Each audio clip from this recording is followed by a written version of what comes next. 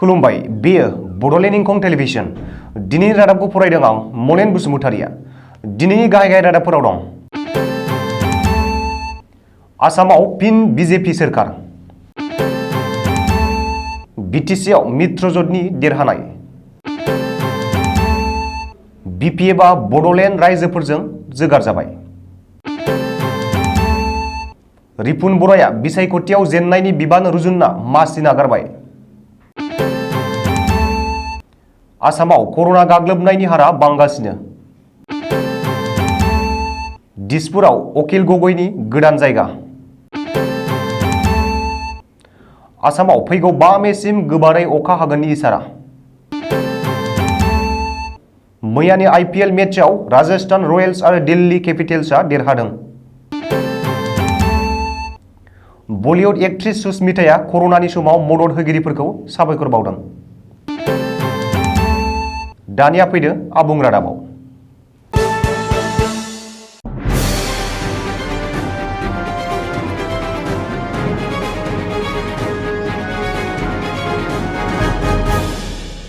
आसामाव फिन बिजेपि मित्रजोटनि सोरखार फैबाय।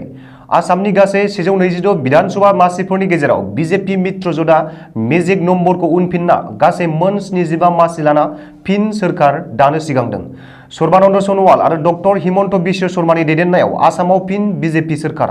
मख'नो गोनांदि आसाम नाङै खा आरो एनआरसिनि हेंथायै गोख्रों सोमावसारनाया देग्लायनि बिसायख'थियाव जेबो गोहोम गोग्लैयासै। खा आरो एनआरसिखौ बावगारनानै आसामनि रायजो राजाफोरा आरोबाव 5 बोसोरनि थाखाय बिजेपि मित्रजोटखौ खुंथाय गोहोआव लाबोबाय। अदेबानि देग्लायनि विधानसभा बिसायख'थियाव खा आरो एनआरसिआ गोख्रों गोहोम गोग्लैगोन होननानै साननानै लानाय जादोंमोन। महाजोट आरो हेंथा दोलोआबो खा आरो एनआरसिखौ बिसायख'थिनि मोनसे गेदेरथार इस्यु महरै लादोंमोन। नाथाय नेडानि लिंथुमगिरि आरो मन्त्रि डक्टर हिमन्त बिश्व शर्मानि जादु आरो जोबोर गोरलै बुजायनायाव आसामनि रायजो राजाफोरा खा आरो एनआरसिखौ नोजोर होआसै। मख'नो गोनांदि देग्लायनि आसाम विधानसभा बिसायख'थियाव बिजेपिआ हारसिङैनो मोन 60 मासि देरहादों। बिजेपि मित्रजोट एजिपिनि मोन 9 आरो इउपिपिएलनि मोन 6 मासिखौ लानानै गासै 75 मासिजों फिन दिसपुर दखल खालामदों। ओरैहाय महाजोटनिफ्राय कंग्रेसआ 29, एआइइउडिएफआ 18, बिपिएफआ 4 आरो सिपिआइएमआ मोनसेल' मासि देरहादों। मख'नो गोनांदि गोलाव समनिफ्रायनो जोबथेसालियाव थानाय आरो जोबथेसालिनिफ्रायनो बिसायख'थि गेलेनाय गोदान ओनसोलारि राजखान्थि हान्जा रायजर दलनि आफादगिरि अखिल गगৈयाबो शिबसागर बियाबाव देरहानो हादों। गुबुन गुबुन एजेन्सिफोर इसारा होनाय बादिनो आसामाव बिजेपि मित्रजोटआ फिन खुंथाय गोहोखौ दखल खालामनो हाबाय। बिटिसिनि सिङाव थानाय मोन 12 विधानसभा मासियावबो महाजोट आरो बिपिएफखौ फेजेननानै मित्रजोटआ मोजाङैनो देरहासार जानो हादों। हाग्रामा महिलारी आरो बिपिएफआ गोख्रों नाजाथाबना गले गले दाबि खालामदोंमोनब्लाबो गावनि आखायाव थानाय मासिफोरखौ हमथाना लाखिनो हायासै। बिपिएफआ मोनब्रैल' मासिजोंनो गोजोननायखौ लानो गोनां जादों। मख'नो गोनांदि बिजेपि आरो इउपिपिएलनि मित्रजोटआ बिटिसिनि सिङाव थानाय मोन 12 मासिनि मोन 8 मासिखौनो देरहादों। बेनिनो मोन 6 इउपिपिएल आरो मोन 2 बिजेपि। बिटिसिनि सिङाव थानाय मोन 12 बियाबाव देरहानाय बिजाथिफोरा फारियै इउपिपिएल दोलोनिफ्राय उरखावग्रा ब्रह्म, साफागुरि गबिन्द चन्द्र बसुमतारी उदालगुरि, लरेन इस्लारि सानजा क'क्राझार, लेराम बर' तामुलपुर, भुबेन बर' बरमा, जयन्त बसुमतारी सिडली। बिजेपिनिफ्राय फारियै बिश्वजित दैमारि फानेरि, अजय कुमार राय बिजनी आरो बिपिएफनिफ्राय सरन बर' माजबाद, दुर्गादास बर' कलाइगाव, रबिराम नार्जारि सोनाब क'क्राझार आरो माजेन्द्र नार्जारि गसाइगाव। बिटिआर एबा बिटिसिआव हाग्रामा महिलारी आरो बिपिएफ दोलोनि गोहोमा गोमालांनो हमबाय। बेनि बिदिन्थिया जादों बिपिएफ दोलोआ गावनि आखायाव थाखानाय बिटिसि सिंनि मोन 12 विधानसभा बियाबखौ 2021 मायथाइनि बिसायख'थियाव हमथाना लाखिनो हायासै।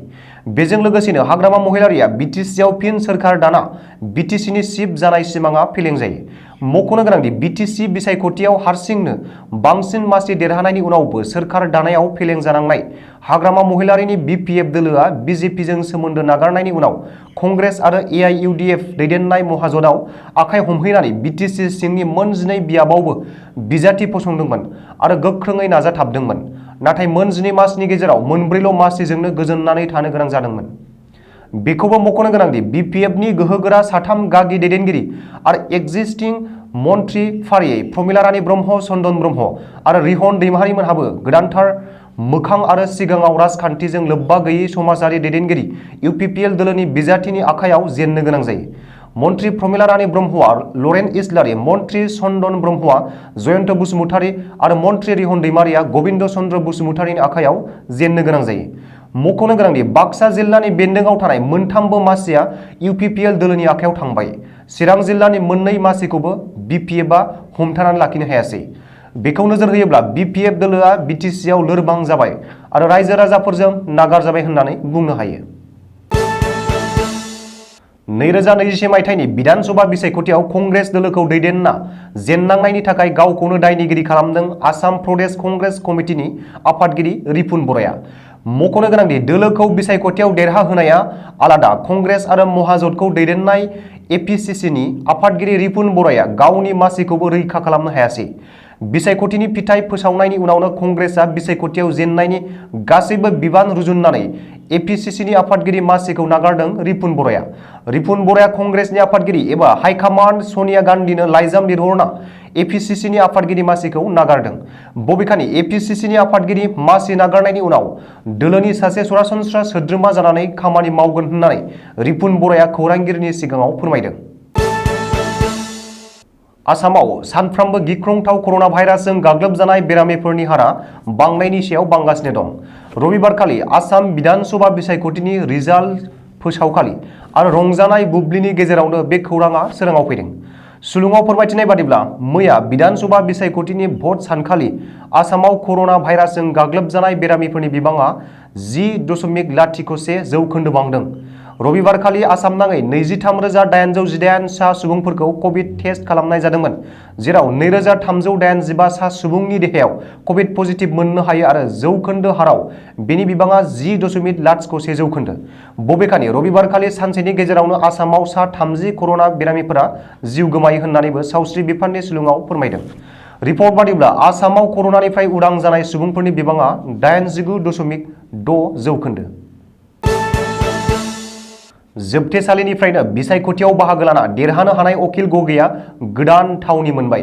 दिसपुरनि एमएलए हस्टेलाव अखिल गगैनि गोदान थावनि।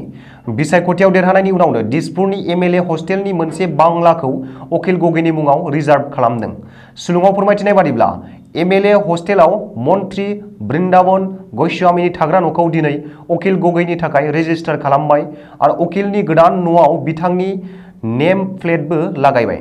नाथाय गावनि सोरखारि गोदान न'आव अखिल गगैया थानायनि खाबु मोनो ना मोना बेखौ समाजो खिन्थागोन। मख'नो गोनांदि सायख'जानाय एमएलए अखिल गगैया बे समावबो गुबुन गुबुन हादरनि बेरेखा केसआव जोबथेसालियाव दं। फैगौ 5 मे खालारसिम आसामाव गोबारै अखा हागोननि इसारा होदों मिरु बोथोर बिगियान बिफाना। मख'नो गोनांदि आसामखौ लाफानानै मोन 6 रायजोआव गोबारै अखा हागोननि सांग्रांथि होदों हादोरनि बोथोर बिगियाना। बेजों लोगोसेनो बोथोर बिगियाना मोन 6 रायजोनि सुबुंफोरखौ सांग्रांथि थानो सुबुरुन होदों। बेनि अनगायैबो टुइटनि गेजेरजों बोथोर बिगियाना फोरमायनाय बादिब्ला 3-5 मेनि गेजेराव सोनाब बंग आरो उड़िष्यायाव गोबारै अखा हागोन। 4 मे खालि अरुणाचल प्रदेशआव गोबारै अखा हागोनखौ मिथिहोदों बोथोर बिगियाना। मैया थामहिनबा 2 मे खालारखालि इन्डियान प्रिमियार लिग 2021 मायथाइनि 28 आरो 29थि बादायलायनाया मोननै स्टेडियामाव गेलेजायो। फारियै दिल्लीनि फिरोज शाह कटला स्टेडियाम आरो आहमेदाबादनि नरेन्द्र मदि स्टेडियामाव। गिबि मेचखौ राजस्थान रयेल्सआ सानराइज हायद्राबादनि हेंथायै दिल्लीनि फिरोज शाह कटला स्टेडियामाव गेलेदोंमोन। सानराइज हायद्राबादआ टसखौ देरहानानै बलिंनि थिरांथा लायो। गिबि इनिंसआव राजस्थान रयेल्सआ 20 अभाराव सा 3 उइकेट खोमाना 220 रान खालामो। ओरैहाय सानराइज हायद्राबादआ 20 अभाराव सा 8 उइकेट खोमाना गासै 165 रान खालामना टार्गेटखौ आबुं खालामनो हायैयाव जेननांगौ जायो। राजस्थान रयेल्स हानजानिफ्राय जस बटलारआ 64 बलाव 124 रान हारसिङैनो बुथुमो। बिथांमोननि एम रहमान आरो सि मारिसमोनहा साफायाव सानैहाय उइकेट लायो। मख'नो गोनांदि प्लेयार्स अफ द मेचखौ राजस्थान रयेल्सनि जस बाटलारआ मोननो हायो। दासिम राजस्थानआ 6 पइन्ट्स लानानै पइन्ट टेबुलाव 5थि फारिलाइयाव दंहैयो। नैथि मेचखौ गेलेदोंमोन आहमेदाबादनि नरेन्द्र मदि स्टेडियामाव।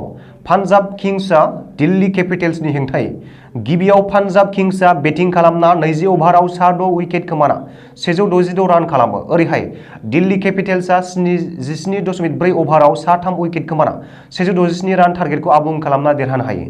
मुंख'नो गोनांदि नैथि मैचनि प्लेयार अफ द मैचखौ पान्जाब किंग्सनि मायांक अग्रवालआ मोननो हायो। दासिम दिल्ली कैपिटल्सआ 12 पइन्ट आरजिनानै पइन्ट टेबोलाव 1थि फारिलाइयाव थाहैबाय। जेब्लायबो थांनाय बोसोरनिफ्राय कर'नाया हादोराव समखिखांहोगासिनो। सुबुंफोरा देहा फाहामसालि आरो अक्सिजेननि थाखाय मदद नागिर आगोर मोनै जादों। सानफ्रोमबो कर'नाजों थैनाय अनजिमाया बांगासिनो। बिब्दियाव सनु सूद आरो माखासे बलिउड सेलिब्रिटिफोरा मदद खालामनो थाखाय आवगायबोदों। दायो सानजा मिस इउनिभार्स आरो बलिउड एक्ट्रेस सुस्मिता सेनआ गावनि इन्स्टाग्रामाव मोनसे पस्ट लिरदों। बिथाङा गावनि मोनसे सावगारिजों लोगोसे बे समाव जायफोर कर'नाजों जुजिगासिनो दं बिसोरजों गावनि गोसोआ जेब्लाबो दंफायो होनना बुङो। आरो बिब्दि समाव गोबाङानो धोरोम हारि माहारि नेवसिनानै बयखौबो मदद खालामगासिनो। बिथांमोनखौ गोरबोजों साबायखर बावदों। लोगोसेनो बयखौबो मास्क लानो आरो कर'नानि गासैबो नेमफोरखौ मानिनानै सोलिनो थाखायबो खावलायदों। दिनैनि रादाबा एसेनोसै। गोजोन्थों।